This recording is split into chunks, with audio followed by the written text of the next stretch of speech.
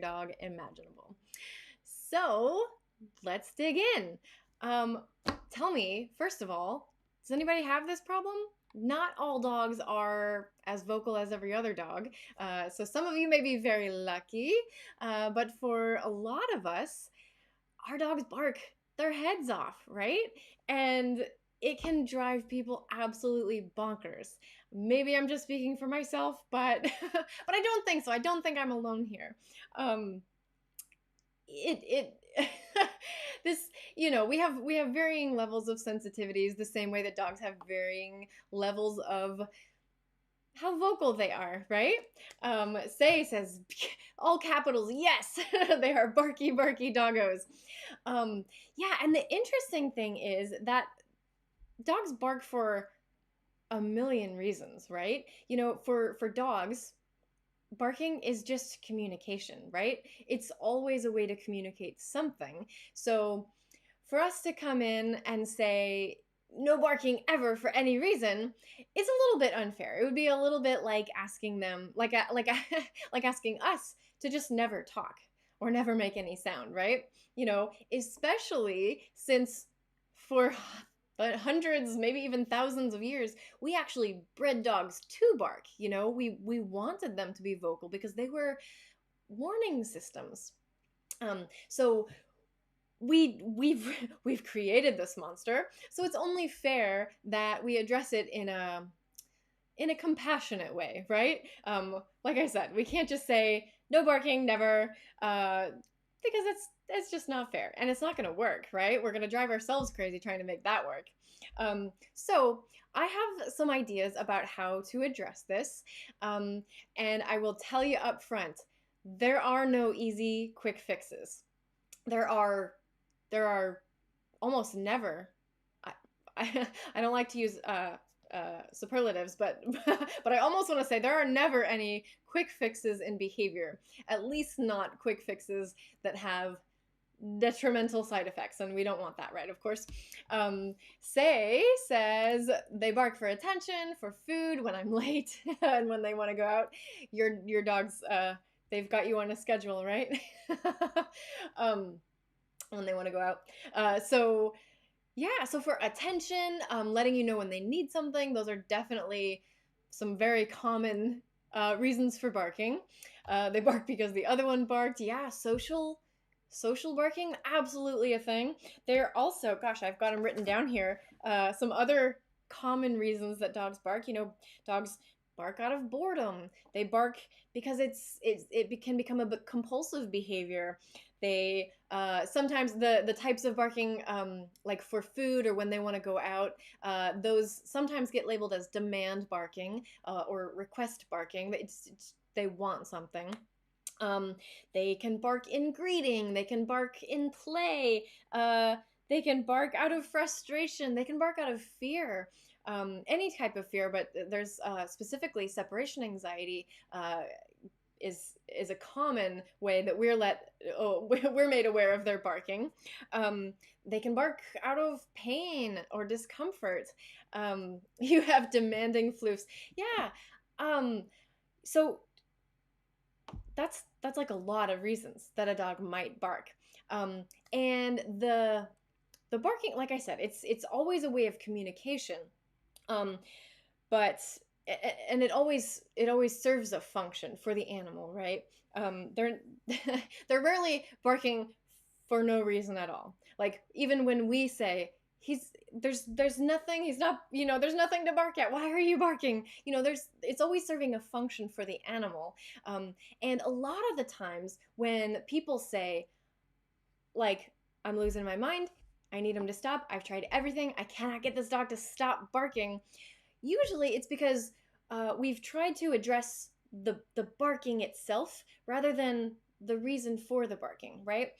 So the way to reduce the barking, and I will never tell you that you can absolutely stop barking completely, because, like I said, I don't think that's fair, nor do I think it's really possible, not without hurting your animal.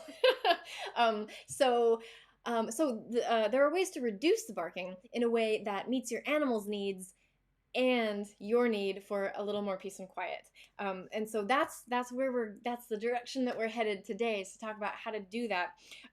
But depending on the reason that your dog has for barking, you might address it differently, right? So I'm not gonna be able to go into all the ways to address all the types of barking, because that is like that's a PhD, maybe. But I think that we can talk about one type of barking today, which is really common, and that a lot of people might want help with. Welcome, Karen. Hi, I'm doing well today. And we are talking about barking. So what have you tried already? Has anybody, like, so those of you who say you've got dogs that bark, and this question will be for any type of barking. Regardless, give me, does your dog bark? What you think the reasons for the barking are, and what have you tried to reduce the barking already, or have you? Maybe you've just let it go. Maybe it doesn't even bother you. If it doesn't bother you, also let me know, because if you've got strategies for how to just not let it bother you, help a girl out. Oh my gosh, because I label myself as like a bit of a sound sensitive human. So as much as I love dogs, I really hate the barking. So it's like one of the first things I want to tackle, because when you have any kind of we'll call it a behavioral problem. It's not a problem for the dogs, but it's a problem for me. Anytime that you've got a behavior in your dogs that you would like to change, it's definitely going to be easier to address the earlier you address it, right? If you let them carry on practicing, they rehearse that behavior. The more that they get to do it, the more that likely they are to do it in the future, which is why if we come in and intervene earlier, the easier time you're going to have. So let's start with actually what not to do, because there's a lot. If you just go and Google this, there's a lot of information on the web that might tell you, or stores, that might recommend these, like, a lot of devices. There's collars, citronella collars. There's collars that pick up on the sound of the dog barking and emit a really high-pitched tone to try and stop the dog barking. There's some people use actually shock collars to reduce barking. Any device like the ones that I just mentioned, I'm gonna put in my let's not use that box, because first of all, it is unlikely that the dog will associate that consequence that's happening with their behavior of barking, right? And this is kind of because it's a really unnatural consequence, right? Like really high-pitched sounds, the sudden smell of citronella, or any other smell really, and the sensation of shock is not something that would naturally occur because a dog is barking. And so for the dog, it may seem very like disconnected, which can cause more problems, because a dog who hasn't made that connection and feels like suddenly out of nowhere they're getting shocked or having their ears blasted, or what's having an unpleasant smell, like, because it seems so random to them, they may develop these either superstitious fears, meaning that they may associate those negative things with something else in the environment, and it can be totally random. I've heard people say that their dog developed a fear of the curtains in the living room because they happened to be in the living room when they were barking. They can develop fears with people who are around, maybe it's you were wearing a hat that day when the barking started, and now they're afraid of hats. We call them superstitious fears because there's really no reason why they needed to suddenly become afraid of this thing. It just so happened to coincide with this consequence that our intention was to address barking, but the dog developed a superstitious fear. It doesn't happen always, but that's a thing that can happen. If they don't develop a fear specific to something, a lot of dogs might just develop kind of generalized anxiety where they're like, I don't know what's causing this. I don't feel like I have any control over it. I don't know how to stop it. So they just become very fearful of everything and anxious all the time because they don't know how to avoid these negative consequences. So those are some things that can happen when we use those solutions in quotes.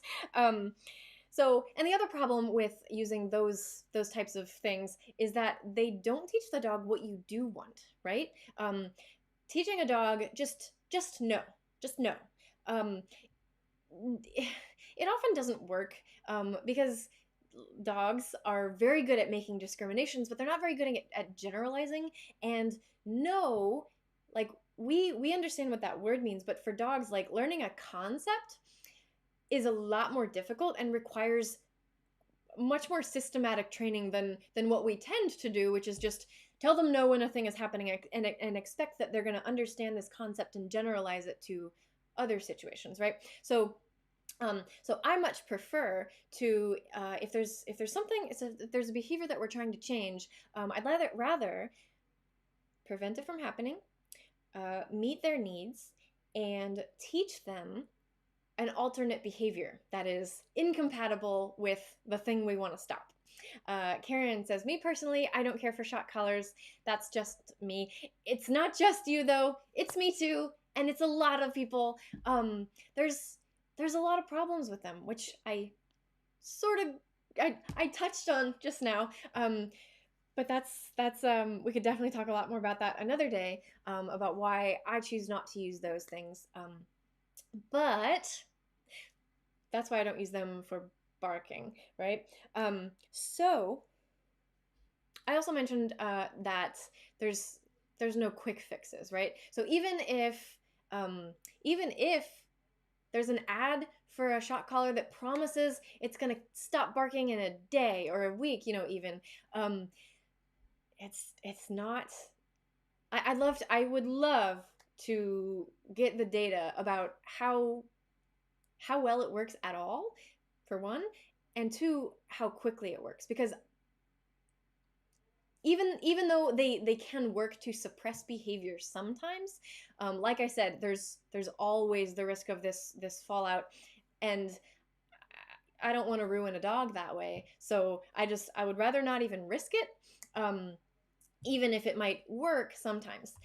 Say says, I always check on what they're barking about no matter what. With 4 of them, I kind of have to. Yeah, because I bet, like you said, they kind of bark because another one barks. So do you get all 4 going at the same time? If one of them starts, say? Yeah, because yeah, 4 is a lot. I've been thinking about it a lot lately because and also the reason I wanted to talk about this is because it's something I've been working on with Dizzy. Dizzy does this type of barking that I want to talk about today. And if we bring home another dog, like, then I'm gonna have 2 to manage. And like I said, I'm a bit sound sensitive. So yeah, so sometimes, even if you're not the type of person who even wants to consider those types of collars or devices, there's sometimes other stuff that promises a quick fix. There are people who are like, they'll put like a grooming muzzle on them. If the dog can't open their mouth, it's a lot harder for them to bark. That's another thing that I wouldn't recommend, because it might reduce barking in that particular moment, but you're probably going to increase the dog's stress, and it's not a long-term solution. It's not teaching the dog what they should do instead, right? Jason says all 7 howling now. Oh my god. Jason, I don't know if I would survive in your house. I really don't. Yeah. So yeah, muzzling. Sometimes they'll say put him in a crate. Use other forms of punishment. Anything like that. I'm tossing in my, not gonna use it bucket, because barking is not. It's not an obedience problem. Barking, and it's not a dominance problem. I've heard people say that too. Like, it's I mean, I've heard people blame all sorts of things on dominance, and I won't go down that road today. Um, but yeah, it's not an obedience problem. It's not that like they're doing something naughty that they know they shouldn't do. It's no, they have a need to communicate something, um, and they they have to have they have to have a way to communicate it. Uh, let's see. Say says, by the way, I read in a dog group recently that someone taught their two golden dogs to pick up pillows every time people ring the doorbell, avoid the incessant barking. Yes, now we're talking. That's where we're going with this. She said it was easier to teach them to do things rather than to make them stop doing things. So it's kind of cute, but the first time I read something like that, yeah, and picking up pillows is a great solution. Teaching them to retrieve any item that they have to use their mouth for, really great solution. It's not the only choice you have, but it's a good one. I really like that. Karen says, I'm working with Candy right now with not chasing birds. She almost had one, and I saw her trying to get feathers out of her mouth. Oh, yeah. Oh, chasing wildlife is another. See, that's another like really, really natural, instinctual behavior that dogs have. That obviously we can't just let this continue. I mean, yeah, no. I'm like, maybe there's some gray area here, but no. In general, most people, you're not going to want your dog to do that. So we don't want to let them rehearse the behavior, but we do want to provide them with outlets for that natural behavior. You know, dogs are predators, they're hunters, and they have a need to express certain aspects of that hunting behavior. So chasing moving things, that's why dogs love fetch. So fetch is a great way for a dog to be able to express that need to chase and catch. Playing with flirt poles, another great way for the chasing and catching, and you can make it seem even more lifelike, perhaps. Yeah, yeah. Dizzy also, I've got that dog who would love to chase and catch things. He actually did catch a, I want to, it wasn't, I don't actually know what it was. I want to say it was like a small rodent, like a vole or something we have in San Francisco. Like, definitely lives in the ground, has very long teeth. But he actually caught one once, and I could not believe, that, you guys, that is the power of having some very, very strongly trained cues. When I've been thinking about this a lot lately, because a lot of people, especially if they got a young dog or new dog or a puppy, they want to go to class and they want to learn all the things. They want to learn sit and down and stay and high five and like all the things. But if you train many things to a certain depth, they're going to be less useful than if you just trained a couple, maybe even one. You could just train one thing for your dog, but if you train it to a much deeper level, meaning you bring in all these distractions and you teach them to duration behaviors, and you practice that one thing a lot, it becomes really, really useful. And I found that it was very useful when he caught this animal. I don't know if you saw my show where I was teaching Find It. We're out there in the field, he's off leash, he's got a live animal, and I can say, Find It, throw something on the ground, and he will come to check it out. But in order to do that, he's got to drop the animal. I got lucky that day. CK, sorry, got stuck into David's stream, so listening to you both now. Wait, does that mean that David can stream? There was some drama today. Well, I won't get into it, but I thought that he was maybe he was in a timeout. Oh, Karen says I have two birds in my house and I don't want her going after them. Yeah, okay, that makes it okay. You've got a whole other ballgame. My sister actually came to visit us once, and she brought her bird, and we got a cage so that the bird had a big place to stay while she was visiting. And so this was Dizzy's first introduction. We thought it might go well because when I'm out with him, sometimes we'll like sit at a cafe and we'll see like little birds will come and land on the sidewalk, and he's been able to remain lying down and just kind of observe the birds. So I thought, like, we can give this a chance. This might go all right. But having a bird in the house is different for the dog, and we're totally getting off topic, but this is so interesting, and I love talking to, I love seeing like happy interspecies relationships, and I think it's still like the cutest thing on the planet. So we could talk about this a lot. But oh, he's on Twitch and Facebook only. Okay, so you're getting the whole story. Okay, let's get back to the barking. I had to leave because I really wanted to be here for this talk. Aw. I won't tell. Oh, you're the best. Okay, so well, anyway, so why don't I help then, actually, instead of just talking about all this random stuff? So what I wanted to talk about today was one particular type of barking, as you saw in the thumbnail, which is, we might call it alarm barking, or sometimes it's called alert barking or watchdog barking. But it's that type of barking that comes from, I'm gonna say, the need for the dog is to let people know, or let other dogs know. They just need to let somebody know about something. Usually this happens in and around the home. So dogs might, dogs who spend time in the backyard might bark at stuff that they see and hear out there.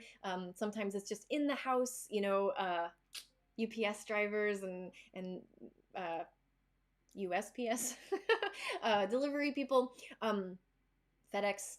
I'm like, let me name all, but anyway, getting deliveries at your house, or hearing people outside the front of your house is often a huge thing. Sometimes it's that they heard a dog walking by, they heard that little jingle of the tags, squirrels. Yeah. So the big things are people, dogs, other animals, and the trigger being not just their presence, but it's usually the sight or the sound or both, of those three. So that's usually the thing that triggers the the onslaught of the barking. And so if our end game is to reduce the barking, usually I oh, my sister's calling. I'm like, who's calling me from a Missouri number? I will call her back later. Okay. Yeah. So usually, like I said, we have to address the source. We have to address the trigger, the cause of the barking. And so what that means is your very first line of defense is going to be to try and prevent, reduce the trigger itself, right?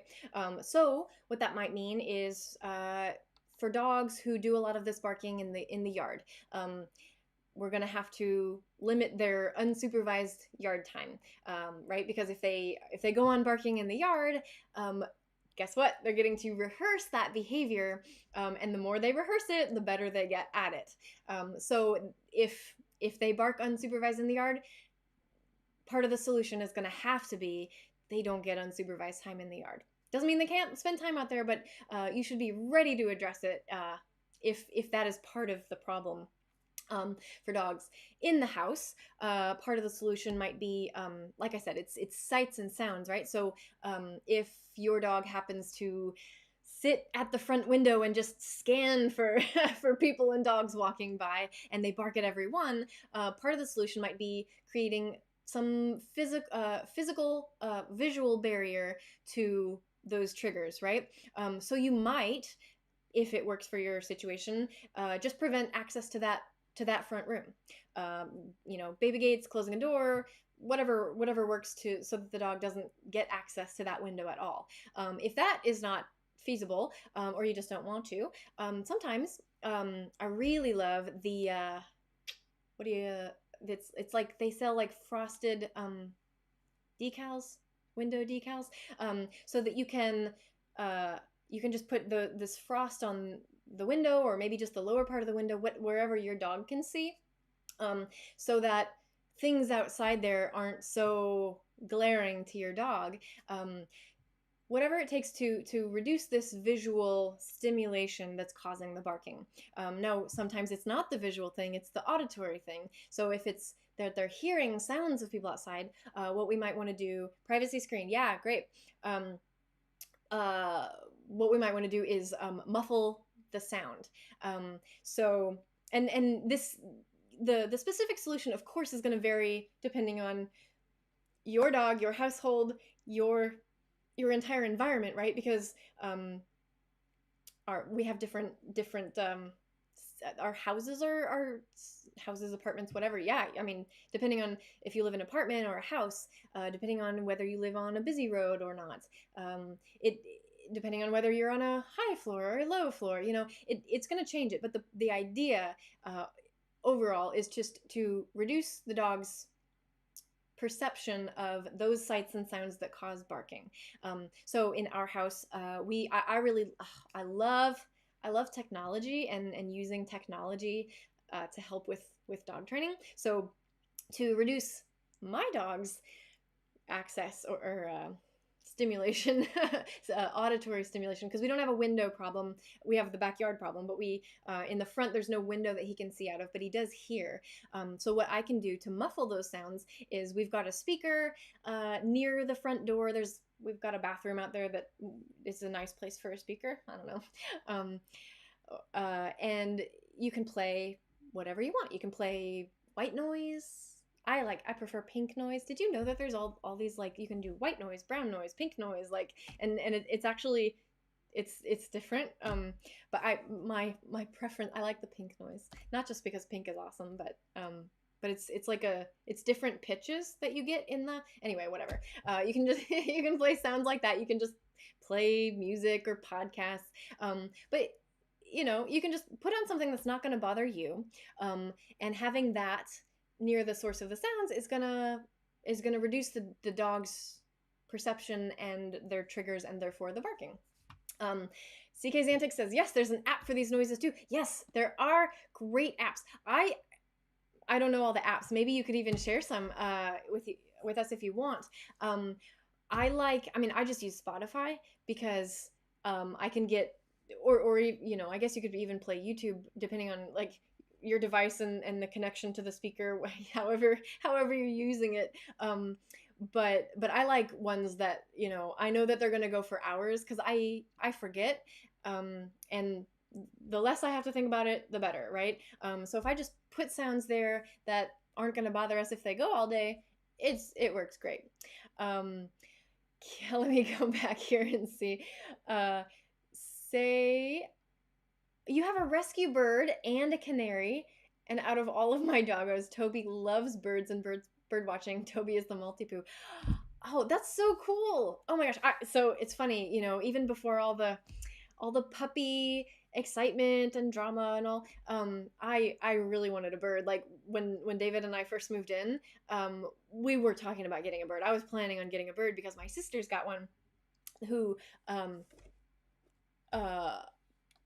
my sister, what does she have? She has a green cheek conure, and he's so awesome. He's so cool, and we have such a good time when I go to visit. Like, because I'm an early bird.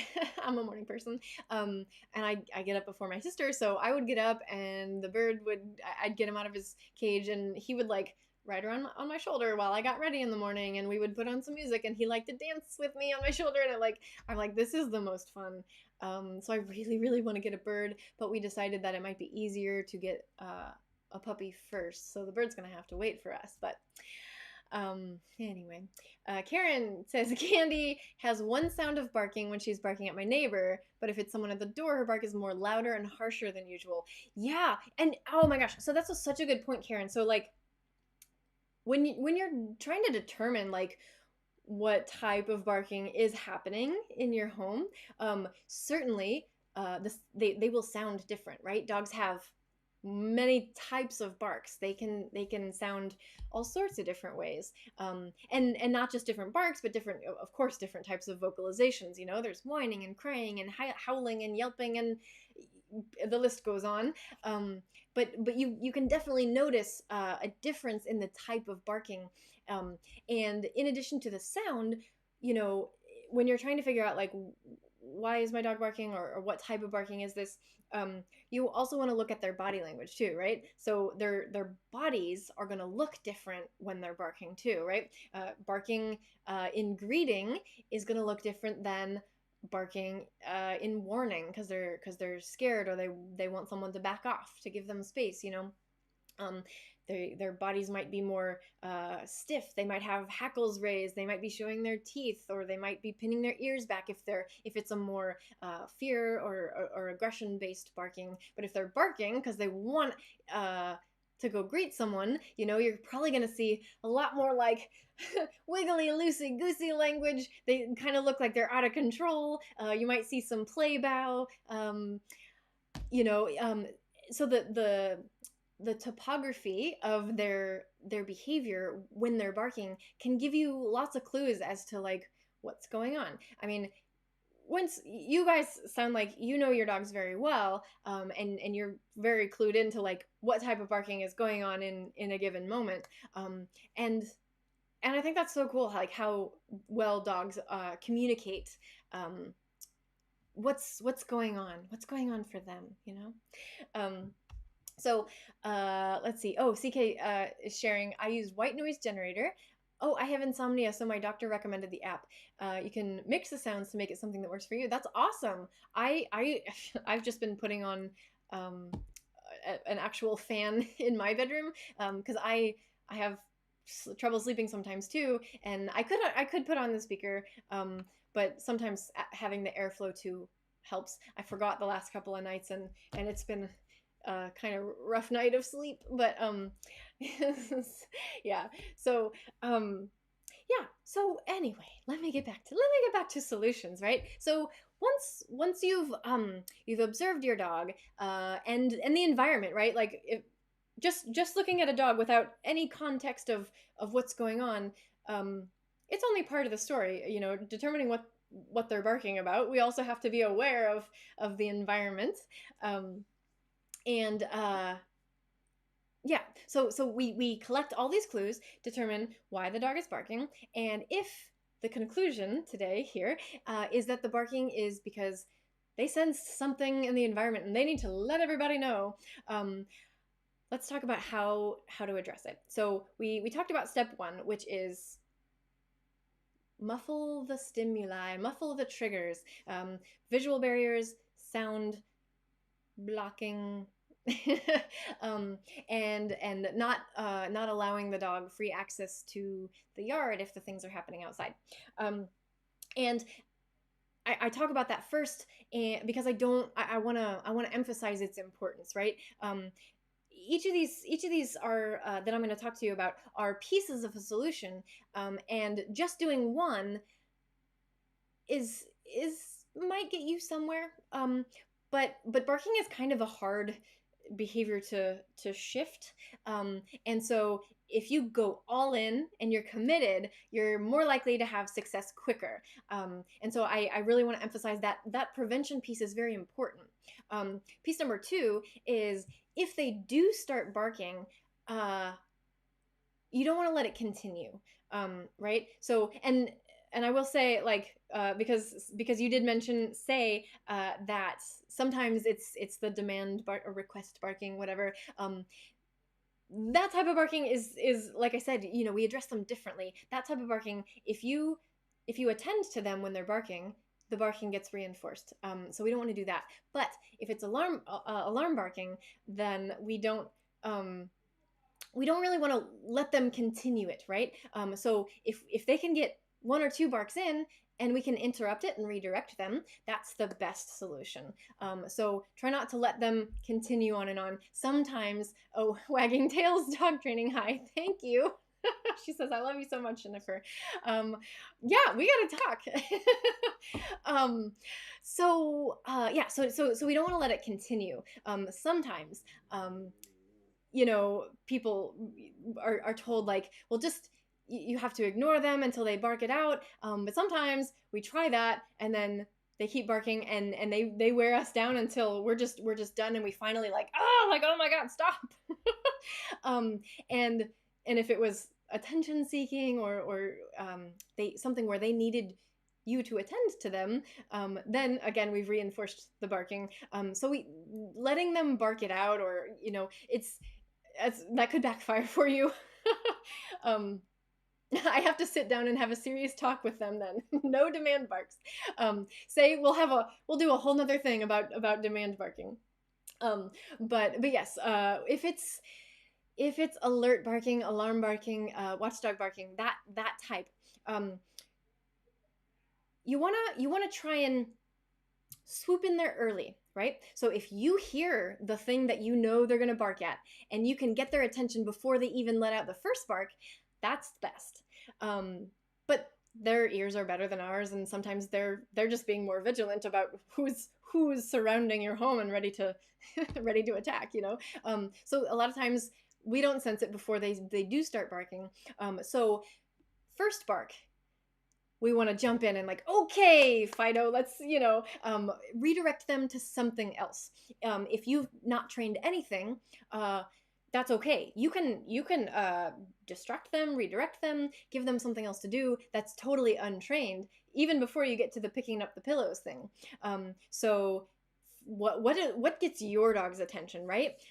If they start barking, do you think that you could pull them away by engaging them in a would they chase a ball? Are they fetch hungry? Would they be like, oh, okay, fine, forget the door, I'm gonna go chase your ball? Or would does your dog prefer tug? If you get on the floor and like wiggle a toy around, would they come away for that? Do they prefer food? If you know what, this could be your whole solution actually. If every time on the first bark you're like, thank you for letting us know, and you drop a pile of kibble on the floor, or doesn't have to be kibble, and it doesn't have to be on the floor either, but if they get a food reward for letting you know and stopping at that first bark, if you keep that up, that can work for you, right? It's one of those things that you do have to continue it. It's not, like I said, no quick fixes. But if you continue this week after week, you will start to see the dogs start barking less, even if you don't tell them, right? I actually started this with Dizzy, and it's it's a process, and we're not at the end of that journey yet. But if you do what I just said, and that's all you do, you will start to see this. It's so cool. At some point, your dog will bark once, maybe twice, but then they'll turn on their own and they'll come to find you, and they'll look at you and they'll be like, "Where is it? Where's my treat? I let you know." And you'll see all of that in their face, and it's so cool. And that is the moment that you're going to be like, yes, it's working. Up until then, it might not feel like it's working, and you're going to be like, Jennifer was a liar. My dog is never going to stop barking. But stick with it. I promise you it will work. CK's Antics says, I have no idea how I managed to train Cusco, but he learned that he gets one or two barks, and then he just low growls. That's awesome. Oh, that's you probably, maybe even without knowing, did something like that, where you were interrupting the barking or something like that. Sometimes these things come naturally to us, and sometimes it requires some concerted, what I don't know what word I'm trying to think of. It requires like a systematic effort and approach. Say says, goodbye food plates. And that's the thing about, Say, have we not talked about getting rid of those bowls and plates for for dog food? Oh, scatter feeding is my favorite. But yeah, I mean, if your dogs bark a lot throughout the day, you could just switch to feeding them in this context, and they get all their meals that way. It's a really great way to use their food to your advantage. It's awesome. They still get their daily calories, they just maybe don't get it on that schedule. Now this doesn't this may be complicated by if you've got multiple dogs, which I know you do say, and I know a lot of people who are watching do have multiple dogs. If there's any resource guarding issues or anything like that, maybe we should talk about finessing the approach. But this, absolutely can work. They get one bark, you're like, thank you, and then they get something away from. Now, what else? Let's see. We did prevent. We did redirect. You can also start to notice and reinforce those times that stuff happens and they didn't bark. Right? Um, Maybe you're like, no, that never happens. My dog always barks at the thing. But our awareness, our environmental, situational awareness of what's going on, and our dog's relationship to it, can really go. It can really help, because if we can catch them doing what we want and we reward that, we reinforce that heavily. Again, it's going to shift their behavior towards doing the thing that we would like them to do instead. What did I miss? What did Karen say? Oh, if one of my daughters comes over, her bark is a loud shrieking bark. If it's someone that she doesn't like, her hair stands up like a mohawk. That's she knows who she likes, right? Um, yeah. So we want to notice, like, when does your dog like okay, let's define, like, for your dog, is it people they bark at? Is it other dogs? Is it other animals? Is it certain sounds? Who Make your list for your dog. What are the things that set him off? And notice anytime your dog sees or hears those things, if they don't bark, and you're like, I call it throwing a puppy party, throwing a dog party. But what I really, and I don't mean like a party like Dizzy's. I just mean like a mini celebration that gets your dog excited and happy. It's like, yes, you didn't bark at that person. You're such a good puppy. I love you so much. Oh my gosh. Here's some cookies, and here's your ball and your toys, and blah, blah, and we get to play, and I'm going to cuddle you, and whatever your dog loves. Um, that's what I mean. Throw a party. Throw a party for your dog anytime you notice them doing the right thing, right? So if they don't bark, get all excited. Drop everything you're doing. I don't care if you're working. If you notice that happening, don't waste the opportunity to capture. We call it capturing. When we reinforce behavior that just happens spontaneously and we want to see more of it, capture that behavior by throwing a little party. And if you're in another part of the house, you're nowhere near food, start the happy talk, start the cheerleading as you like parade down to the fridge and grab your leftover chicken or whatever. Give them something amazing to reinforce them for zipping it. Okay, so the other thing that can help, and I'm saving the training bit for last, but the other thing that can help is more just more E&E, more exercise and enrichment. This can be physical exercise, meaning they get more play. Maybe you send them to daycare. Maybe they get a longer walk. Maybe they get off-leash running time somewhere. But the more exercise they get and the more mental enrichment they get, which is why I mentioned the getting rid of the food bowl.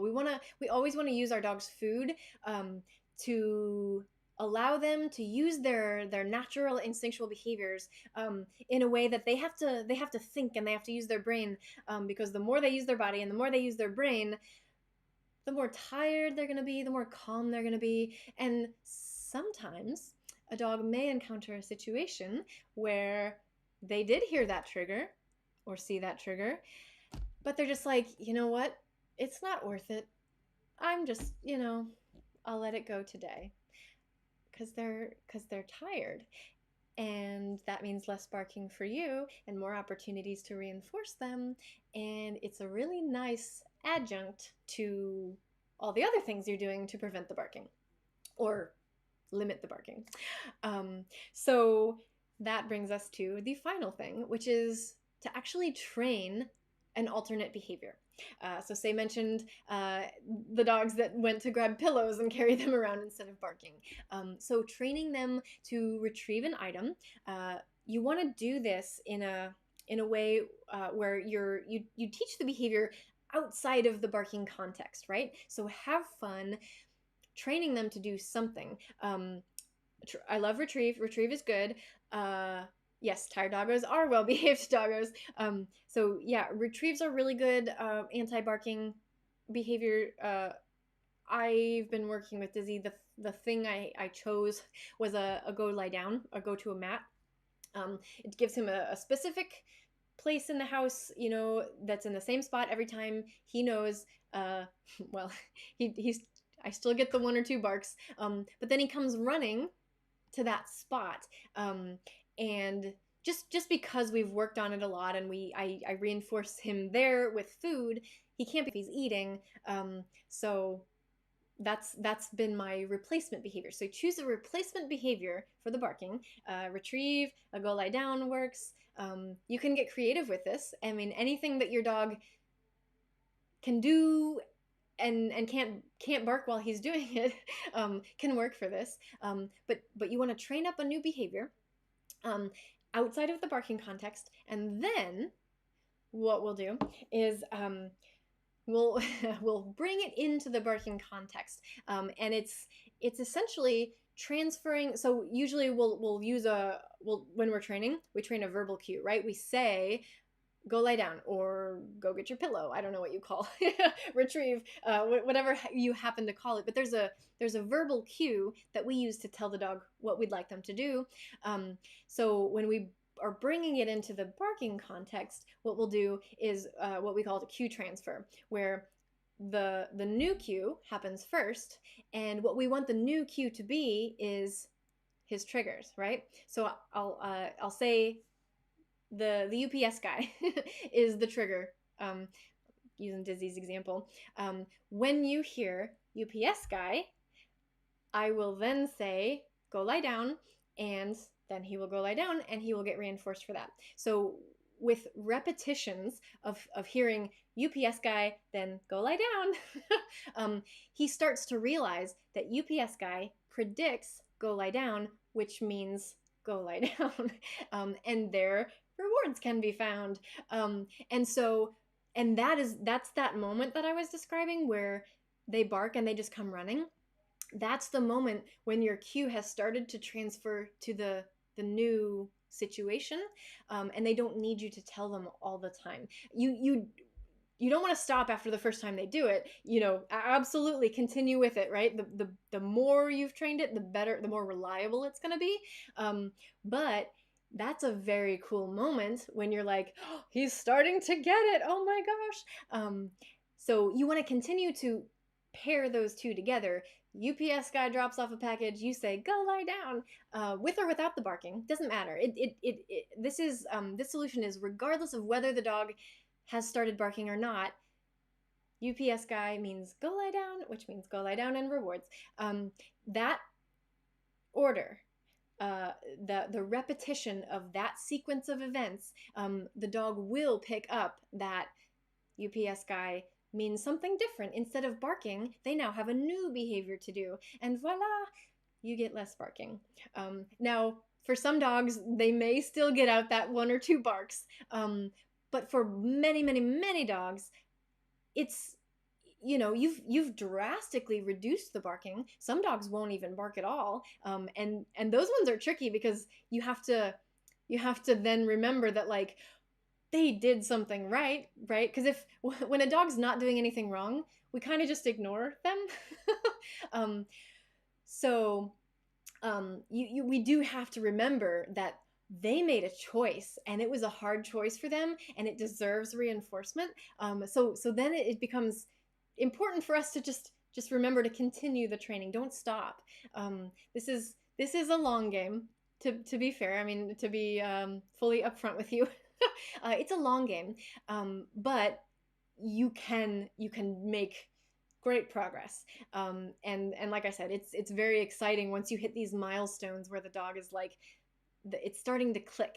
And when you get to see that, it's like it's a cool moment for the human. You're like, oh, the angels are singing, especially when it's something as annoying as barking. So that is how I propose that we address barking. That was kind of like a 5-pronged approach, and you can pick the behavior, the replacement behavior. Like I said, you've got options there, but it's a really, really positive way for the dog to learn what you want and to have their needs met in the process, and therefore keep your relationship and your trust intact, which I always say is always should be at the core of our training, um, and everything with our animals. You've heard me say it a million times, I know. So let's see. Karen says, I leave their food bowl down during the day, but at night I take it up and they know it's bedtime. So picking up the bowl has become a cue that it's time for bed. Um, Karen, uh, tell me again, how many you've got? So you've mentioned Candy, and is she the only one with barking issues, or and if you've got multiple and you're leaving them down during the day, that's interesting that nobody's stealing anybody else's food. Usually, if it's young dogs, or if it's dogs that you would like to change a lot of things about their behavior, I recommend not leaving food bowls down, because it removes an opportunity that we have to use it to shift behavior. And of course, that's the thing I geek out about, is like shifting their behavior. But if you're happy with your dog's behavior, and leaving the bowls down works for you, there's absolutely nothing wrong with that. Karen says, I changed the tone of my voice, and then most of the time she will stop barking. Yeah, I mean, and like I said, there's if you're happy with your dog, with their behavior, with your relationship with them, then there's really no need to change anything. I'm not here to tell you how to live with your dog. That's not what I'm here to do. I, I share what I do, to help people be happy, feel happier with what's going on with the dog, and in your home, and to find new ways to strengthen that trust and that bond, and I just want to help people make things better if they want that, and the information can just be really cool, like, or maybe even with the next dog. I get this a lot, where somebody got a new dog, and there's all these things that they're like, this is we need help. um, but they had another dog, and the other dog was perfect. They didn't have to try hard. They didn't have to do anything. And that's always so great. That's lucky when you get one of those dogs. But not all dogs are that easy, and so it sometimes maybe this knowledge will help with the next time around, the next time you get a dog. So yeah, so that's what I'm here to share. Does anybody have any questions about the barking stuff that we talked about today? I know we kind of it was a journey. It was a little road to get to get to the end of that conversation, but it's, I see it working, and I think it's so cool. And so I just wanted to share that with anybody else who might be pulling their hair out like I am with the barking. So unfortunately, Dizzy, I've got a window in here, and this was all my mistake. I put something next to the window that he can stand on and look out, and now he sometimes barks out of this window, and I'm like, we've got a whole new thing. So, but the easy fix there is just take that thing away from the window so you can't stand on it and look out. Of course, Jennifer. Say says some breeds are easier, I think. Beagles to me are the most challenging one. They're so full of energy always. And they can be. Beagles, yeah. Beagles can be challenging. Candy is the integrator. Instigator? Candy's the one that starts the barking. So if we fix Candy, we'll fix the other. Is that where did I connect the dots here? But yeah, absolutely. Different breeds have different behavioral challenges. And beagles are one of those breeds that were bred to be vocal. A lot of times with beagles, it's more the howling. Could be barking, but yeah, they were bred to be vocal. That's strongly in their genes, so it's more of a challenge. And she says they make the weirdest sounds that are neither barks nor howls. Yes, talk about weird sounds. Some dogs. It's so funny. I saw a video. One of my colleagues shared her a video of her. Oh, uh, okay. I'm gonna mess this up because it was the first time I heard of this breed, but I think it's called a treeing coonhound. And they're meant to chase animals up trees, and they make this sound, and I was like, whoa. What is that sound? Also, every time I've heard a Frenchie, I'm like, what is that creature? Yeah, there's, we may have a list of like, these are the sounds that dogs make, but they absolutely make some very bizarre sounds sometimes. Say my neighbors always makes jokes saying they're bilingual doggos. Yeah, I like that. That's good. um, but for sure, they make a lot of weird sounds, dogs. And yeah, I mean that's it's all part of the puzzle, right? Like I love puzzles. Like even as a child, like I got like instead of getting into, I don't know, whatever trouble kids normally get into, like I got like addicted to logic puzzles online, and I'm like, I like figuring out these little, and that's kind of, I think that's part of why I enjoy dog training and figuring out solutions to for our behavior issues with dogs. Is that it's like a puzzle, you're like, okay, this dog, and here are the triggers, and here's his behavior, and here's what we think we might need, and you try it, and it's like, it's yes, logic puzzles. Oh my god. Yeah, they're so fun. I've actually, I said I was addicted when I was a kid, but this was also like, I pulled up that site that I always went to as a kid. I pulled that up as recent as like last year. And very quickly I was like, I'm addicted and I'm staying up until 3 in the morning doing logic puzzles. Like, what's wrong with me? um so yeah, no, I'm like, I can't even go down that rabbit hole anymore, because it's like, I have a problem, like I need to speak to someone about my own behavior problem. Yeah, avoid the trigger, Jennifer. Yeah, oh, I wanted to join Mensa as a kid, so I have all these books and stuff from Mensa. That's got to be so cool and fascinating. Yeah, no, I love that stuff.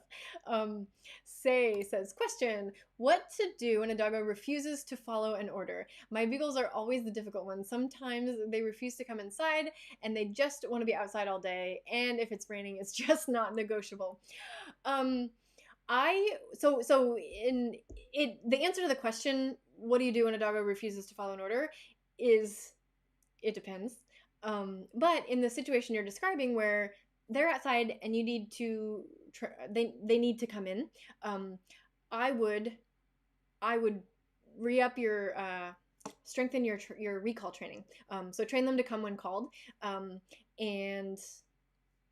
then bring it into that context. Kind of how I talked about training the retrieve and then bringing it into the barking context. We want to really strengthen up their recall training and then bring it into the you gotta come inside. But in the meantime, something that can also help is just when they do come inside when you need them to, like I said, throw a party, make it extravagant, make it bigger than you think it needs to be. A lot of times, the troubleshooting things that I get into with some clients is like, they're like, but I am reinforcing those behaviors you said to reinforce the behaviors that we wanted, and we are. And I'm like, okay, well, what's the reinforcement? And it might be they get a couple treats. Maybe they even get like a piece of something higher value. If you're not getting the behavior you want, we may want to look at what the reinforcer is. And for beagles, unfortunately, in that situation, probably their biggest reinforcer is being outside and getting to smell all the smells. So we have to figure out something that is just as awesome as getting to be outside and smell the smells. And it's funny that, like, if it seems to be more of a problem when it's like, yes, it's non-negotiable when it's raining, but they also might want to be out more when it's raining, because when the ground is wet, I don't know the science. I'm not a I don't even know what the title is. So any kind of chemist or olfactory scientist or anything like that. I am not. But I do know that when the ground is wet, especially like after a rain, smells are stronger for dogs. And so that might be part of the challenge. But the idea is to get that recall really, really, really good, and we'll need to puzzle out a reinforcer that a sniffologist, yes. We'll need to puzzle out something that is very, very rewarding for the beagles. So we could talk more about that. The scatter feeding, even like I said, I said dump food all over the floor. Actually, I mean, I was half joking, but like half not, because for beagles, it might be actually extra reinforcing for them to like just comparing two things. And this isn't meant to be like these are your only options, but if you were to compare, like if you were to ask a beagle, we invited a beagle in and interview them, and we're like, would you rather eat your dinner in this lovely silver platter? It's even raised so that you don't have to, we make it beautiful and great for the dog. Or would you rather have to sniff it out all over the kitchen floor or all out of the carpet? Or, maybe you don't want to put it on the carpet, but, or would you rather have to just like find it? I would put money that beagle wants to just sniff it out, all the pieces that scattered everywhere. They want to find it under the chair, and the actual means of acquiring the food is part of the reward. So you can play not only with what kind of food you're giving them, but how they're getting it and the activities that they get to do and how much of it, like all of these levels of things, we can find a way to make it the most reinforcing, not just for beagles but for your beagles, right? It's all about the individual. Say says that explains so much. Yeah, it's funny, and like there's a lot of good books. I don't know, say if you like to read, but there's some more and more recently. There's some really cool books coming out that teach us about how our dogs are, how they experience the world, like because their senses are different than ours. How that changes their perceptions and their experiences, and the better we understand them, the better that we will be able to meet their needs and meet our needs with them. So if you ever want book recommendations, I gotcha. So yeah. CK, that would be a great segment, interviewing different breeds to help learn about them. Actually, I love this. Yes. I don't know how to do that, but that would be really, really super cool if I can figure out a way to make that fun and feasible. That could be really, really cool to like talk about specific breeds. Yeah. That's so cool. All right, guys, I'm gonna go call my sister back now. We need to catch up, sister time. So cool. I hope this was helpful. As always, let me know if you have any questions. Let me know if there's any specific topics that you want to you want me to get to in the near future. Because I want to help you. So always feel free to drop me a message. Let me know what you're curious about or what you're struggling with, and we can puzzle it out together. So yeah, and then of course, if you are new here and you like what you heard, really, really helps me out if you subscribe, like the video, subscribe to the channel, and share this with anybody else who might find it helpful. So really, really nice to talk to you all again today, and I look forward to seeing you again on Friday. All right, bye all.